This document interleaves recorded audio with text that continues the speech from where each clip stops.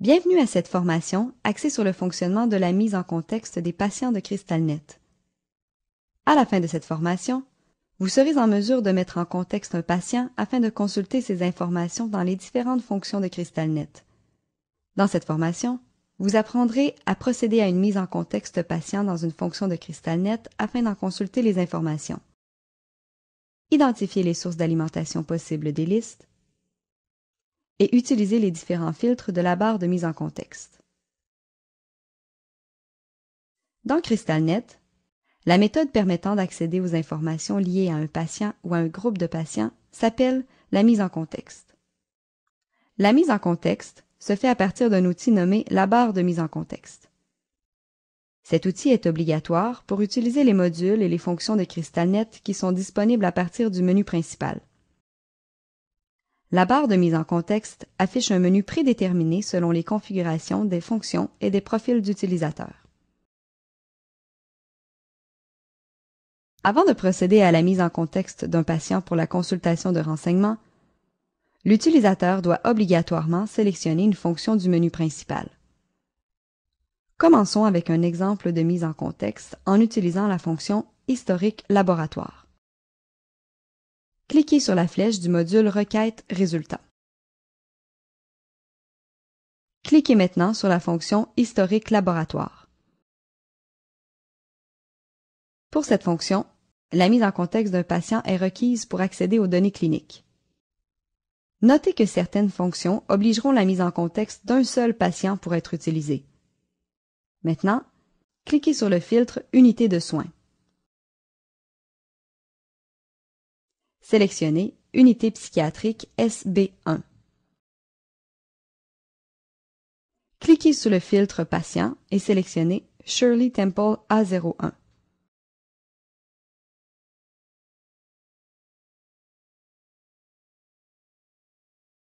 La barre de mise en contexte contient les choix permettant d'obtenir les données sur les patients.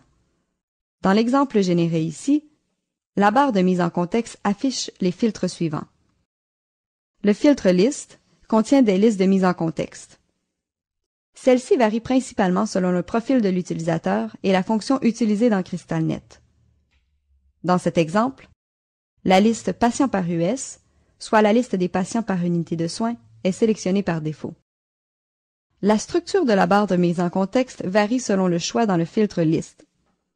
Les autres filtres varient selon la liste sélectionnée. Pour la liste des patients par unité de soins, les filtres suivants sont disponibles. Le filtre Site, le filtre Unité de soins et le filtre Patient. Notez que les crochets situés au-dessus des filtres permettent de définir vos préférences de recherche par défaut. Une fois sauvegardées, ces préférences seront affichées par défaut lors de l'ouverture d'une fonction. Celles-ci seront maintenues lors des prochaines connexions de l'utilisateur à CrystalNet. Les listes de mise en contexte sont configurées pour répondre aux besoins des profils utilisateurs dans les fonctions. Les médecins, par exemple, n'auront pas accès aux mêmes listes de mise en contexte que les infirmières. Cette configuration permet d'optimiser la navigation de l'utilisateur. Afin d'assurer la confidentialité des renseignements des patients, les choix présentés dans les autres filtres sont liés au droit d'accès de l'utilisateur. L'établissement peut donc limiter les sites, les unités de soins, les spécialités et les ressources accessibles à l'utilisateur. Lors de la navigation dans les différentes fonctions, le patient en contexte est conservé. Par contre, lorsque vous choisissez une nouvelle fonction, il est possible que la liste sélectionnée précédemment ne soit pas disponible. Dans ce cas, vous devrez effectuer une nouvelle mise en contexte. Voici un exemple de navigation entre la fonction Historique laboratoire et la fonction Navigateur du module DPE. Comme vous pouvez le constater, la mise en contexte est préservée. Il existe 3 types de listes de mise en contexte.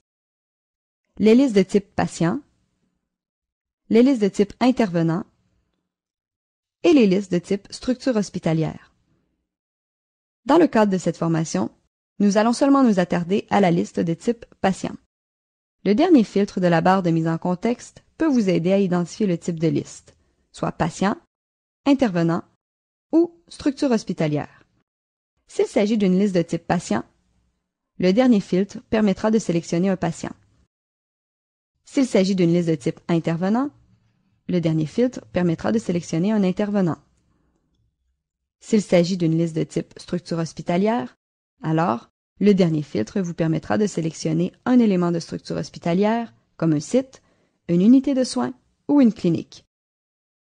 Cliquez maintenant sur l'image des listes pour obtenir de l'information supplémentaire en lien avec un type de liste. Poursuivons avec un exemple détaillé de la mise en contexte dans le navigateur du DPE. Cliquez sur le filtre Liste et sélectionnez Patient par ressource.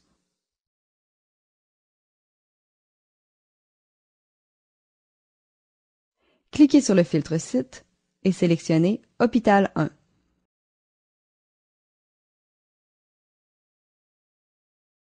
Cliquez sur le filtre Clinique et sélectionnez Clinique pédiatrique.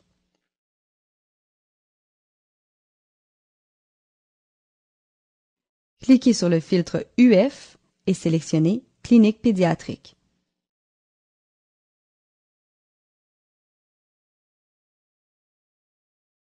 La présence ou l'absence du filtre UF dépend du découpage de la structure de l'établissement. Cliquez sur le filtre Ressources et sélectionnez Consultation Med Forme A.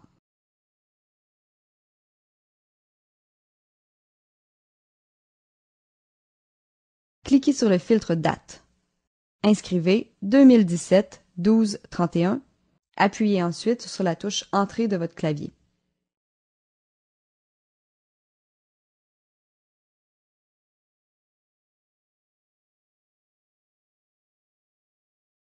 Pour finaliser la mise en contexte, vous devez préciser le dernier filtre. Dans cet exemple, le dernier filtre est Patient. Il s'agit donc ici d'une liste de type Patient. Dans ce dernier filtre, sélectionnez le bébé garçon, BBG, Temple A01. Les données qui s'affichent sont en lien avec le patient mis en contexte. Vous pouvez, à partir de ce moment, consulter les informations de ce patient.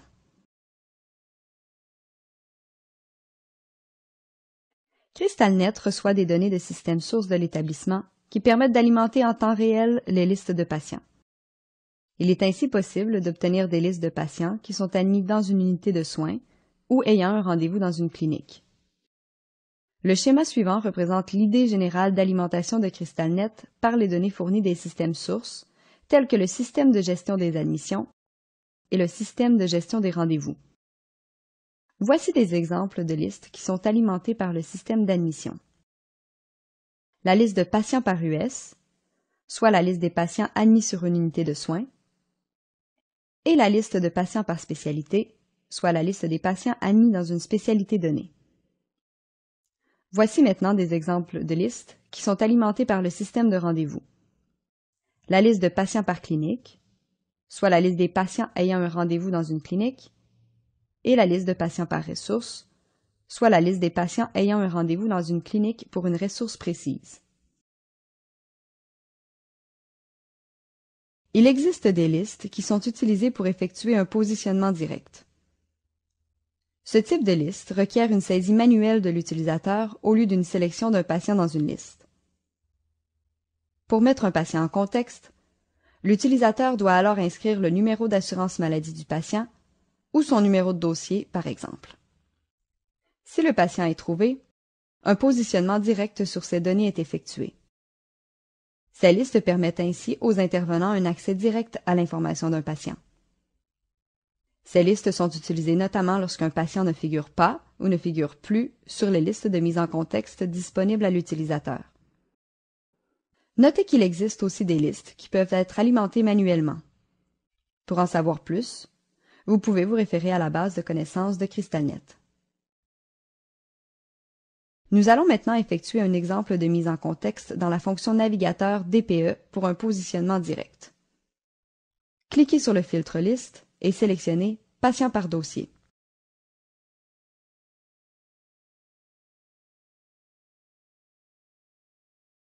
Cliquez sur le filtre Site et sélectionnez Hôpital 1.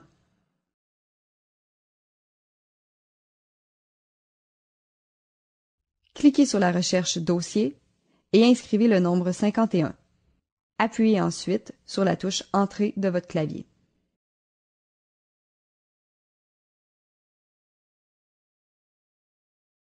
Un message de confirmation sur le patient sera affiché. Cliquez sur le bouton OK pour compléter la mise en contexte et accéder aux informations cliniques du patient.